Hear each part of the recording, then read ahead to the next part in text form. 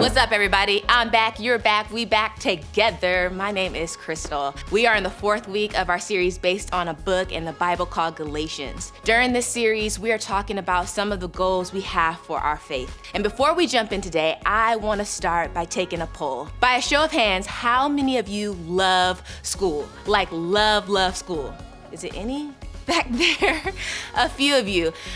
Okay, how many of you love the weekend? Basically all of us. So I fall in the middle. I love school and I love the weekend. Honestly, y'all, if you don't love the weekend, I don't know what to tell you.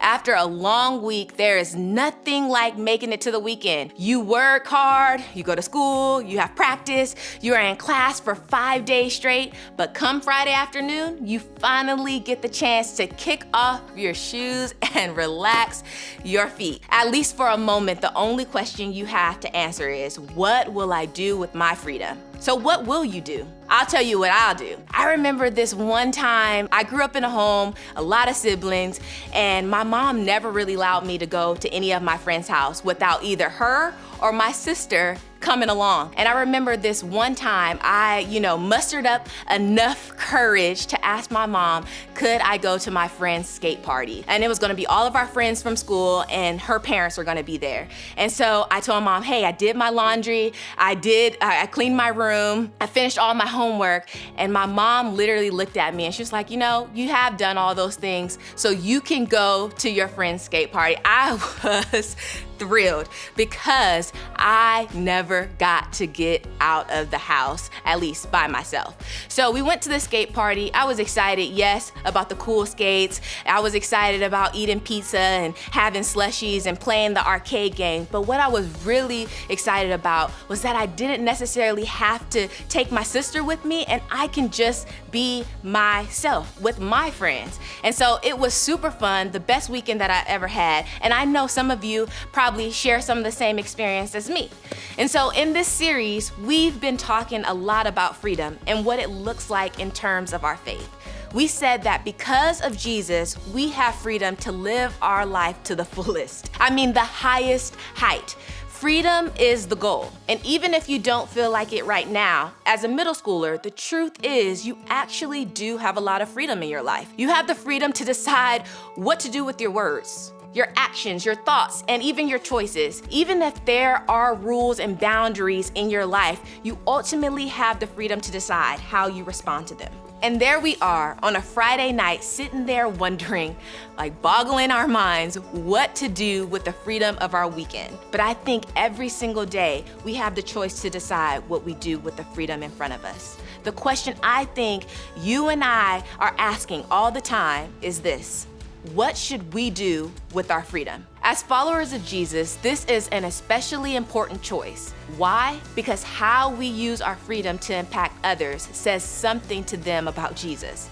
Think about it. If kids at your school know that you are a Christian, you go to church, you have a relationship with God, they are going to assume a few things about the way you live your life, right? They are probably going to think that you won't say mean things, or that you're not going to go to that party, or that you won't gossip, that you won't take certain pictures and post them on social media. And while all of that may be true, the reality is this: we are all human. We are going to make mistakes and misuse our freedom along the way. But when we do, as followers of Jesus, sometimes it feels like the world is judging us for it, even though we know that forgiveness is there from God. When we mess up, we feel that the rest of the world is watching and judging us, like as if we're in a courtroom where every action we've made is being picked apart by a judge. And honestly, that really stinks. That actually really makes me mad. No matter what we believe, we all have the choice when it comes to our freedom.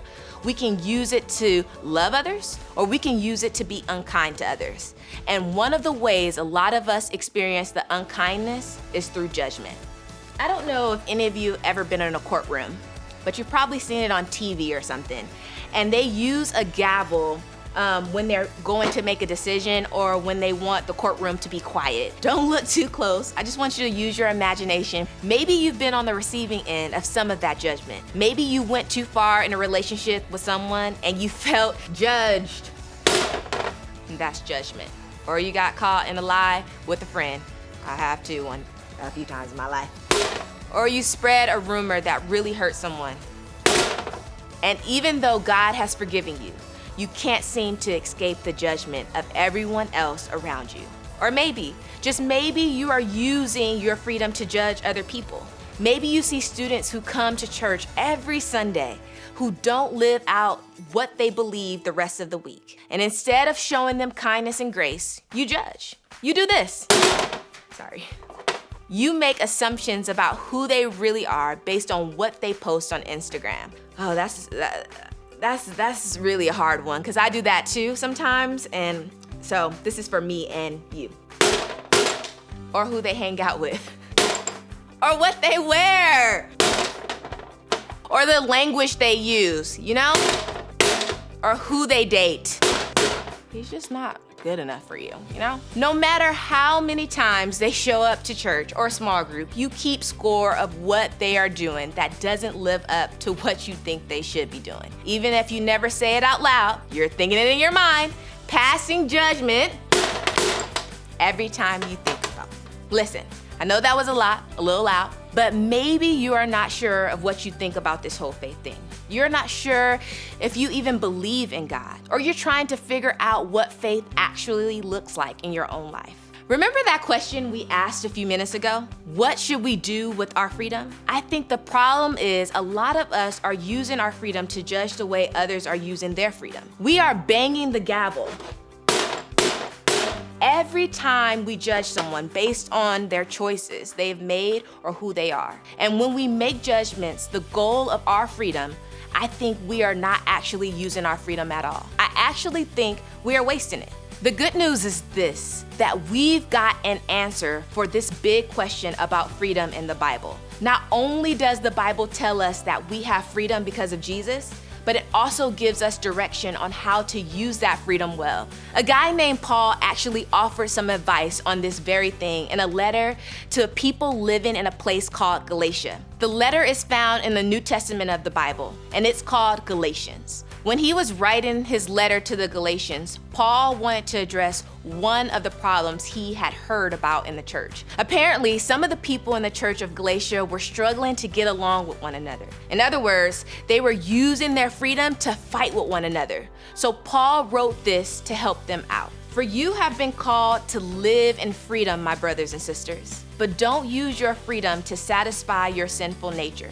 Instead, use your freedom to serve one another in love. For the whole law can be summed up in this one command: love your neighbor as yourself. But if you are always biting and devouring one another, watch out. Beware of destroying one another. So right out of the gate, Paul affirmed their freedom. He reminded the Galatians that they were in fact free. And that's great news for them, right? With that freedom, though, comes a choice. They could either use it to love others or use it to be unkind to others. And instead of leaving the answer up to them, Paul reminded the Galatians that the goal of faith and freedom is simply to love one another. That's it. That's all we have to do, is to love. That's the simple answer to our question about what we need to do with our freedom. Love.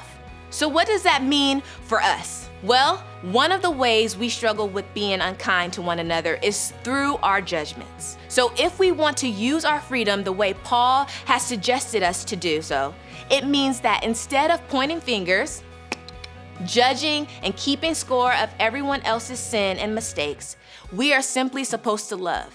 In other words, the goal is to love people, not judge people. Instead of worrying about other people's choices outside a small group, simply love them when they show up to small group. At least they're showing up. Give them a high five, hug them, welcome them.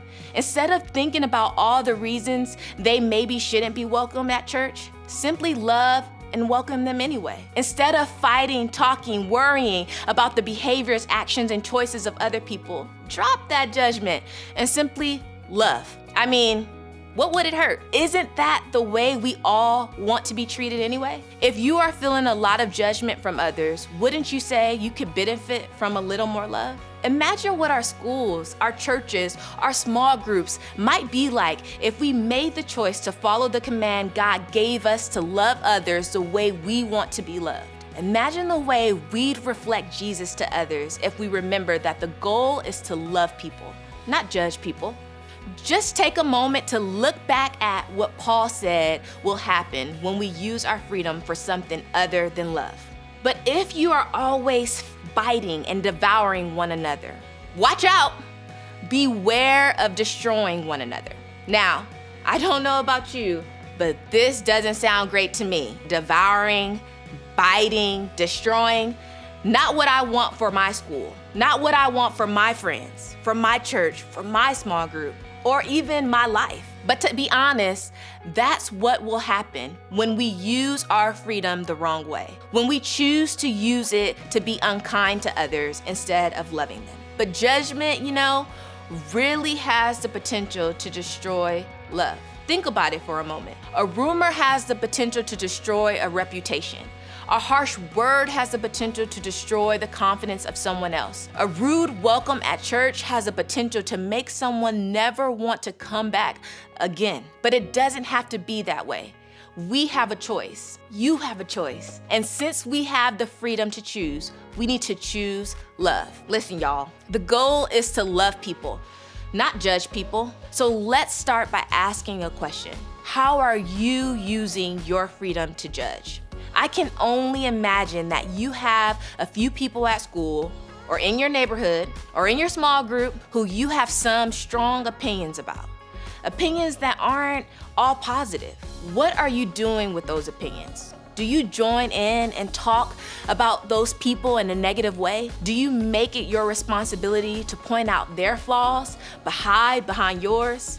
Are you using your freedom to be unkind or to love? The opposite of destroying others is building others up. So if there's a person in your life who you find yourself judging instead of loving, ask yourself, just take a moment to just reflect. What can I do to start encouraging them instead? Maybe that's simply getting to know them a little better or praying for them when you think about them, offering a kind word every time you see them. I think you'll be surprised at how quick your opinion of that person will change when you start making an effort to lead with love. Because remember, the goal is to love people, not judge people. So as you head out today, I want you to think about this question. What is one reason judging others is sometimes easier than loving them? Stay tuned.